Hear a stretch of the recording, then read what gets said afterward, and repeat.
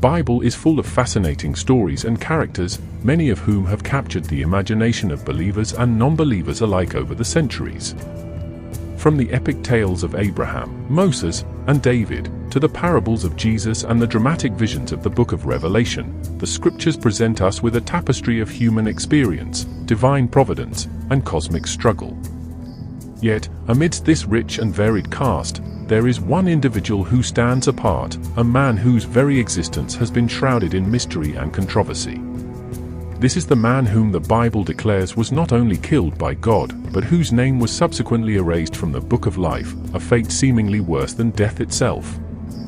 Who was this enigmatic figure? What did he do to warrant such a drastic and unprecedented punishment? And what can his story tell us about the nature of sin, judgment, and the ways of the Almighty?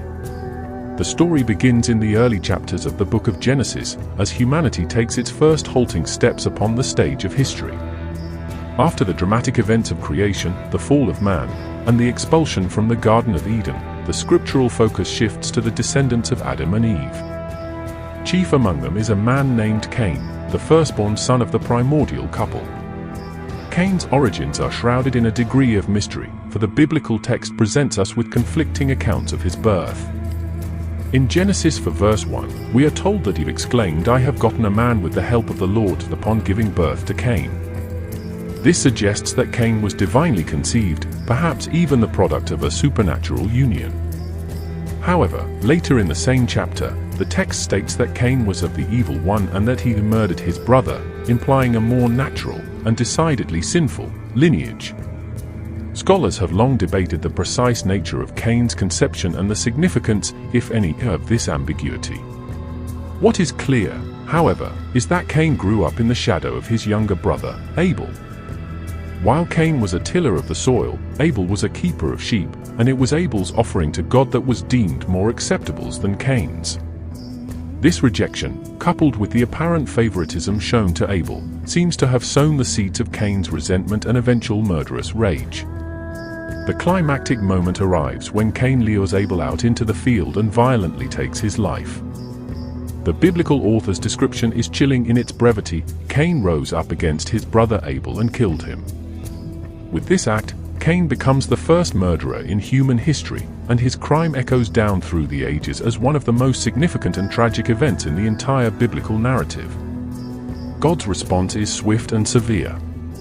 Confronted with his sin, Cain is cursed and condemned to a life of restless wandering, severed from the land and cut off from the divine presence. "You are cursed from the ground," God declares, "which has opened its mouth to receive your brother's blood from your hand. When you work the ground, it shall no longer yield to you its strength. You shall be a fugitive and a wanderer on the earth." Cain's punishment, however, does not end there. For in a stunning and unprecedented move, the text tells us that God also set a mark on Cain, lest any who found him should attack him. This mark of Cain has been the subject of much speculation and debate over the centuries, with interpretations ranging from a physical mark to a spiritual or psychological condition. But perhaps the most chilling and consequential aspect of Cain's fate is the declaration that his name has been erased from the Book of Life. This cryptic phrase, which appears only once in the entire Bible, has given rise to a host of theological questions and interpretations. What exactly does it mean for one's name to be erased from this celestial Book of Life? And why was Cain singled out for this seemingly unparalleled punishment? The answers to these questions lie at the heart of this remarkable and troubling biblical narrative.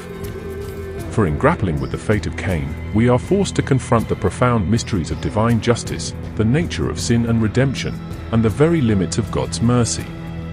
Some theologians have argued that Cain's erasure from the Book of Life represents a form of spiritual death, a separation from God that is even more final and devastating than physical demise. Others have suggested that it points to a cosmic, eschatological judgment, where Cain's name is permanently expunged from the heavenly rolls, denying him any hope of eternal life. Still others have delved into the symbolic and literary significance of this phrase, seeing in it a powerful metaphor for the irreparable damage that sin can do to the human soul. Just as Cain's murderous act irrevocably sundered his relationship with his brother and with God, so too has his name been erased from the divine ledger, a permanent record of his spiritual alienation. But perhaps the most unsettling and thought-provoking interpretation is the one that sees in Cain's fate a stark and sobering reminder of the absolute sovereignty of God. For if the Almighty can so casually erase the name of His own creation from the book of life, what does that say about the precariousness of our own existence, the fragility of our standing before the divine? This is the question that has haunted believers and unbelievers alike as they grapple with the story of Cain. For in confronting the stark reality of his erasure, we are forced to confront the terrifying possibility that our own names, too, could one day be struck from the celestial register, that our very lives could be deemed unworthy of divine remembrance. It is a sobering and unsettling prospect, one that challenges us to examine the state of our own souls, to strive ever more diligently to align our lives with the will of God. For if Cain, the firstborn son of Adam and Eve, could be so thoroughly rejected and condemned, what hope is there for the rest of us? Yet, even as we tremble before the awesome power of the divine, the story of Cain also offers us a glimmer of hope. For despite the severity of his punishment, Cain is not immediately struck down by God. Instead, he is given the mark, a sign that, even in the midst of judgment, there remains the possibility of divine mercy and protection. Indeed, the text tells us that Cain went on to build a city, to take a wife, and to father children. In this sense, his story becomes a cautionary tale, a stark reminder of the consequences of sin, but also a testament to the enduring resilience of the human spirit. For even in the face of divine wrath, Cain manages to forge a new life for himself, to carve out a place in the world. And it is here, perhaps, that we find the most profound and unsettling lesson of Cain's tale. For if even the man whose name has been erased from the book of life can continue to exist, to thrive, and to leave his mark upon the world, what does that say about the limits of divine judgment? What does it tell us about the nature of sin, redemption, and the ultimate fate of the human soul? These are the questions that have captivated theologians, philosophers, and lay people alike as they have grappled with the story of Cain over the centuries. And as we continue to wrestle with the implications of this remarkable biblical narrative, we may find that the answers we uncover hold the key not only to understanding the past, but to navigating the uncertain terrain of our own spiritual journeys. For in the end, the tale of Cain is not merely a story about a single individual, but a profound meditation on the human condition itself. It is a cautionary tale about the consequences of unchecked sin and resentment, but also a testament to the resilience of the human spirit.